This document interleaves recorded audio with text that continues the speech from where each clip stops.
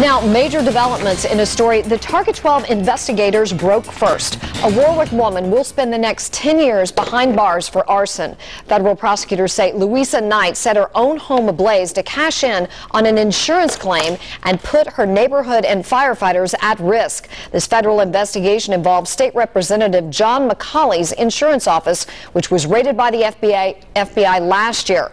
Target 12 investigator Tim White was the only reporter in the courtroom today. He's here now with the exclusive details.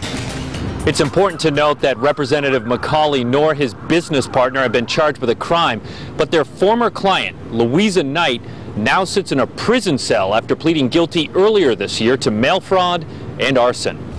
These photos, obtained by Target 12, were taken by fire inspectors on July 11, 2011, hours after firefighters doused the flames from a smoky basement fire at 29 Fern Street in Warwick. And the stupidity, the panic, economic panic. Defense attorney Paul DeMeo tells Target 12 Louisa Knight, seen here leaving court at an earlier hearing, acted alone when she decided to set her home on fire. He says he initially thought the FBI raid on State Representative John McCauley's insurance firm last November led investigators to his client, but they knew about it from people that had informed them at least 4 months before the raid about Miss Knight.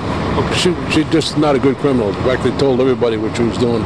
In court, prosecutor William Ferland says Knight put her entire neighborhood and first responders at risk by setting her home on fire. Warwick Fire Inspector Matthew O'Donnell says 2 firefighters were treated for heat exhaustion that day. The sentence is certainly appropriate. Hopefully it sends a message that arson is not going to be tolerated in the state of Rhode Island. Knight cashed in 2 checks totaling more than $44,000 weeks after the blaze. She faced a minimum of 10 years for the arson charge. It's nothing they didn't expect. It's been right along. She's been heartbroken about her conduct, what she did.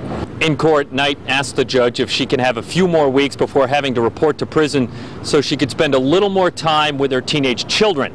But that request was denied, and Knight was immediately taken into custody by U.S. Marshals.